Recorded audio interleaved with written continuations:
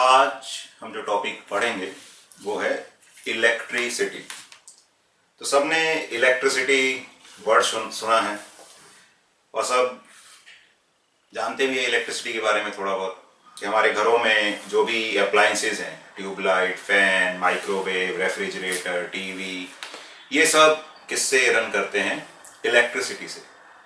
तो इस चैप्टर में हम यही पढ़ेंगे कि इलेक्ट्रिसिटी क्या होती है, किस कारण से इलेक्ट्रिसिटी होती है, किस तरह से हम उसको रेगुलेट कर सकते हैं, कंट्रोल कर सकते हैं। तो इलेक्ट्रिसिटी क्या है? बेसिकली एक फॉर्म ऑफ एनर्जी ही हम बोलते हैं इसको, लेकिन इसकी खास बात यह है कि हम इसको क्या कर सकते हैं? कंट्रोल कर सकते हैं, अपने हिसाब से इसको यूज कर सकते हैं कंट्रोल करके।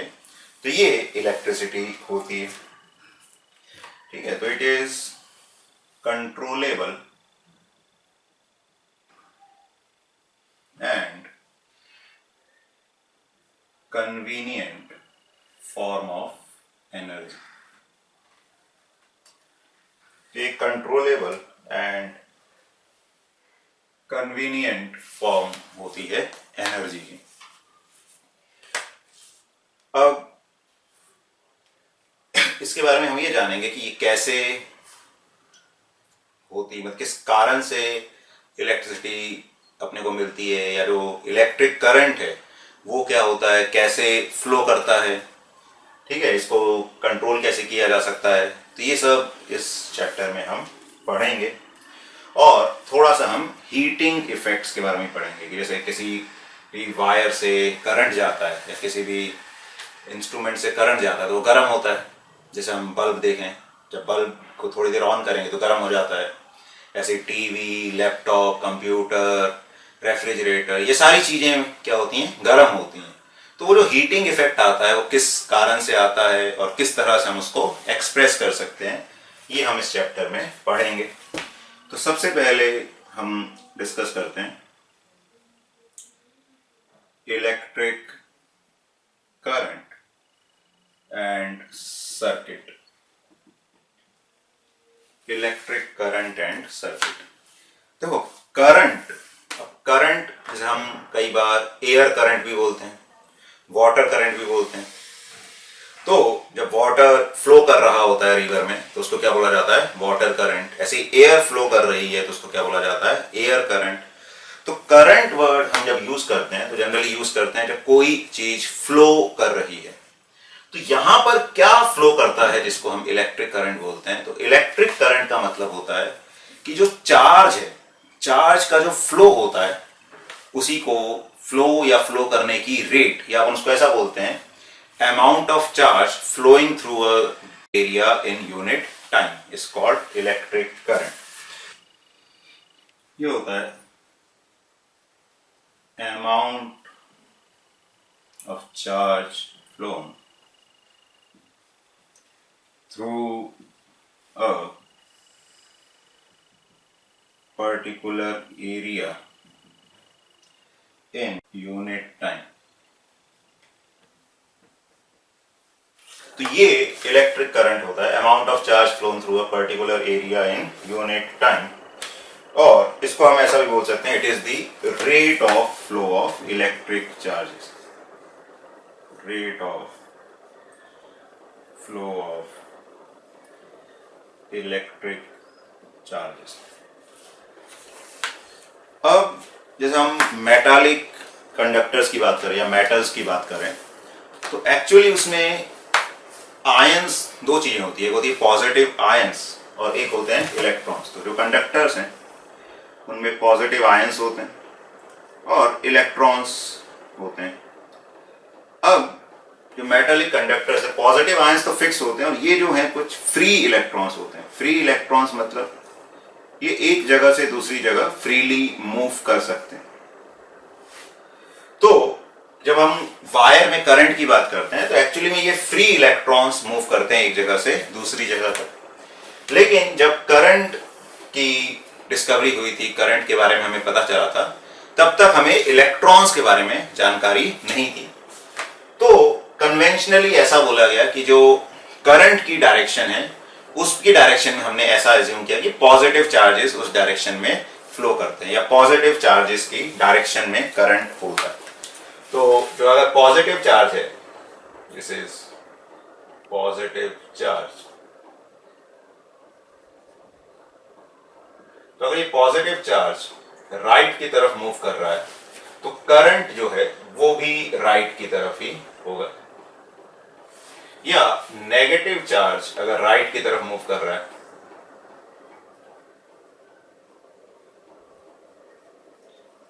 तो करंट जो है लेफ्ट की तरफ होगा। तो बाद में हमने देखा कि वायर में इलेक्ट्रॉन ही मूव करते हैं, तो हम ऐसा बोल सकते हैं कि जिस डायरेक्शन में इलेक्ट्रॉन्स मूव करते हैं उसके ऑपोजिट डायरेक्शन में करंट हो। जैसे ये वायर है और इसमें इलेक्ट्रॉन्स जो हैं, इलेक्ट्रॉन्स का जनरली हम ई से डिनोट करते हैं, तो ई उसका चार्ज का मैग्नीट्यूड होता है और माइनस साइन लगा दें तो ये चार्ज होता है, नेगेटिव चार्ज। तो अगर इलेक्ट्रॉन्स राइट की तरफ मूव कर रहे हैं तो हम बोलेंगे जो वायर में करंट है it will be towards left. तो इस तरह से करंट की डायरेक्शन हम एज्यूम करते हैं कि पॉजिटिव चार्जेस के मोशन की डायरेक्शन में या नेगेटिव चार्ज के मोशन के ऑपोजिट डायरेक्शन में। और जो भी मेटल्स हैं, कंडक्टर्स हैं, उनमें मेनली क्या मूव करता है, इलेक्ट्रॉन्स मूव करते हैं, इलेक्ट्रॉन्स फ्लो करते हैं। तो जिस डायरेक्शन में इलेक्ट्रॉन्स फ्लो करेंगे उसके ऑपोजिट डायरेक्शन में करंट होता है। अच्छा, अब हम बोल रहे हैं कि जो करंट है वो क्या होता है, rate of flow of electric charges. तो मैथमेटिकली उसको क्या लिख सकते हैं हम,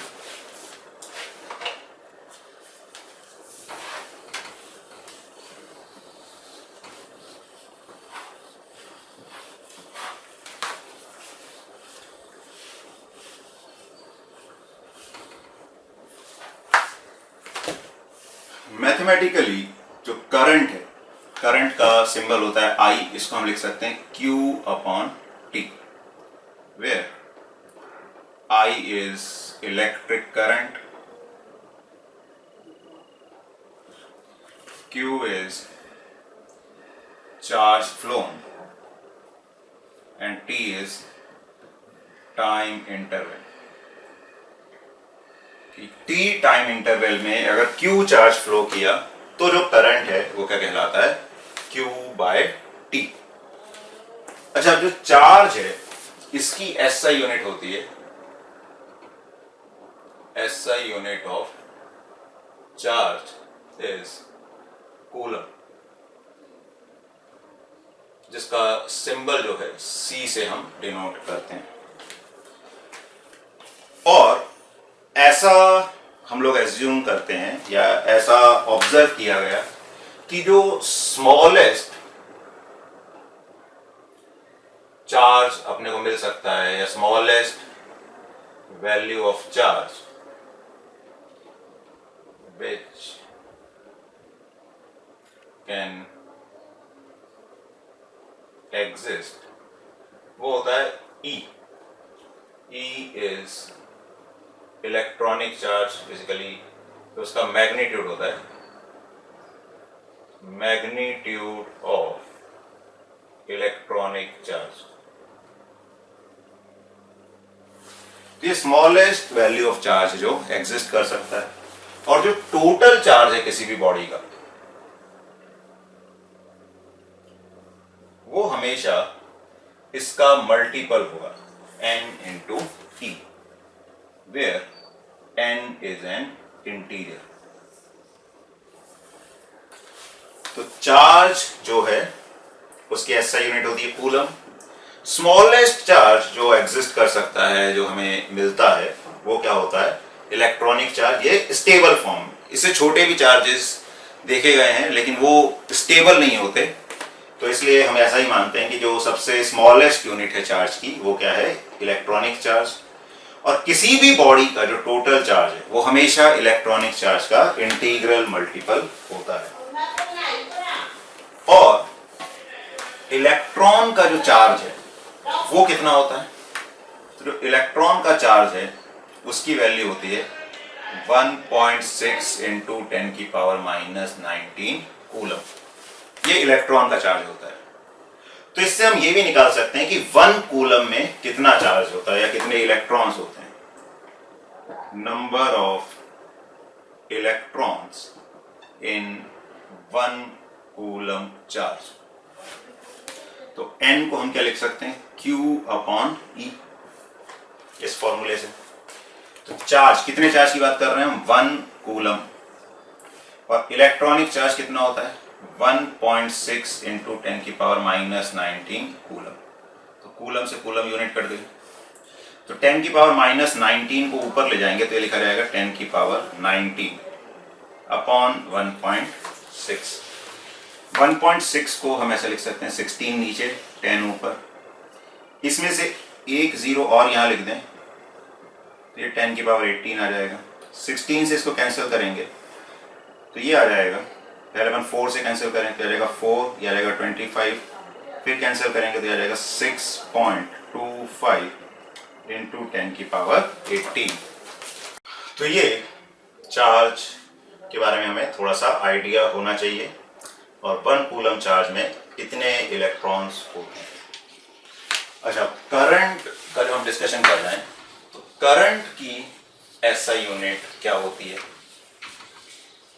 करंट की जो एसआई यूनिट होती है, SI unit of current, it is ampere. इसको ए से डिनोट करते हैं। हमने देखा था करंट क्या होता है, चार्ज अपॉन टाइम। तो 1 ampere is equal to 1 coulomb upon 1 second, इस तरह से हम लिख सकते हैं। तो एम्पियर को कैसे डिफाइन कर सकते हैं, तो एम्पियर को हम ऐसे डिफाइन कर सकते हैं कि if 1 coulomb of charge passes through a particular area in 1 second, then we can say there is electric current of 1 ampere। ठीक है, अगर 1 कूलम चार्ज 1 सेकेंड में पास करता है तो करंट क्या कहलाएगा, 1 एम्पियर कहलाएगा। अच्छा, कई बार करंट कम होता है तो उसके लिए हम और जो टर्म्स यूज करते हैं, हम यूज करते हैं मिली एम्पियर। तो 1 मिली एम्पियर का मतलब होता है 10 की पावर माइनस 3 एम्पियर, या माइक्रो एम्पियर कई बार यूज करते हैं। माइक्रो एम्पियर, माइक्रो का मतलब होता है 10 की पावर माइनस 6 एम्पियर। तो ये भी थोड़ा सा आइडिया होना चाहिए कि कभी इस तरह की वर्ड्स हम यूज कर रहे हैं। ठीक है, तो ये करंट के बारे में थोड़ा सा आइडिया हमें होना चाहिए। अब करंट को मेजर करने के लिए जो इंस्ट्रूमेंट यूज किया जाता है उसको क्या बोलते हैं, instrument use for measuring current, that is called ammeter. Ammeter जो है करंट मेजर करने के काम आता है, और इसको हम उस सर्किट के साथ सीरीज में कनेक्ट करते हैं जिसके अबाउट हम, जिसमें से हमें करंट निकालना है। Connected in series with the circuit. जैसे हम एक सर्किट बना के देखें कि कैसे कनेक्शंस होते हैं। तो ऐसे ये बैटरी होती है, फिर यहाँ पे की है जो हमने क्लोज कर रखी है, यहाँ पे ये बल्ब है, और ये एमीटर है। This is key, this is ammeter, this is bulb, and this is cell और बैटरी।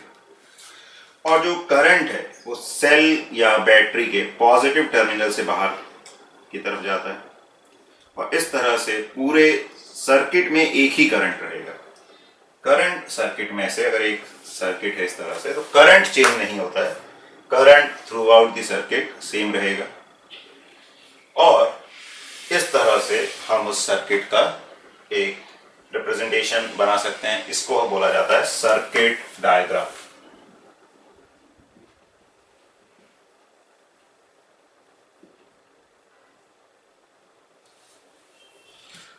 तो सर्किट डायग्राम क्या होता है कि एक continuous and closed path of electric current is called circuit diagram. Circuit diagram को हम क्या बोल सकते हैं? Continuous and closed path of electric current. Electric current का कंटिन्यूअस एंड क्लोज्ड पाथ क्या कहलाता है? सर्किट। अच्छा, इस सर्किट में जैसे की होती है, की मतलब एक तरीके से स्विच।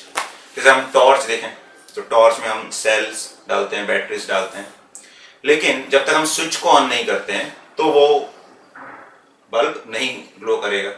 तो स्विच क्या काम करता है? स्विच उनके बीच में एक कंडक्टिंग लिंक बनाता है। किसके बीच में? पूरे सर्किट या बल्ब और बैटरी के बीच में। तो स्विच का काम क्या होता है, तो वो भी लिख लो। तो switch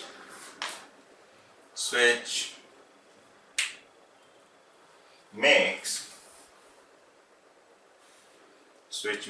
a conducting link between the circuit and the cell. Switch makes a conducting link between the circuit and the cell. तो क्वेश्चन है, a current of 0.25 ampere is drawn by a filament of an electric bulb for 20 minutes. Find the amount of electric charge that flows through the circuit. तो क्या दे रखा है हमको, पहले वो लिख लें। हमें करंट दे रखा है 0.25 एम्पियर। हम चाहें तो इसको ऐसा भी लिख सकते हैं 1/4 एम्पियर, क्योंकि 1/4 0.25 के बराबर होता है। कितने टाइम तक ये करंट फ्लो किया? 20 मिनट्स। अच्छा, लेकिन ध्यान रखना है कि जो टाइम की एसआई यूनिट होती है वो सेकंड होती है, और अगर हम टाइम को सेकंड में रखेंगे, करंट को एम्पियर में रखेंगे, तभी चार्ज कूलम में आएगा। तो इसको हम सेकंड्स में कन्वर्ट कर रहे हैं, तो 21 मिनट्स में 60 सेकंड्स होते हैं, तो 20 इंटू 60 सेकंड्स, ये आ जाएगा 1200 सेकंड्स। अब हमने देखा था करंट क्या होता है? Charge upon time. तो यहां से हम चार्ज को लिख सकते हैं करंट इंटू टाइम। तो करंट है 1/4, टाइम है 1200, तो ये आ जाएगा 300 कूलम, यानी कि 300 कूलम चार्ज फ्लो किया होगा 20 मिनट्स में।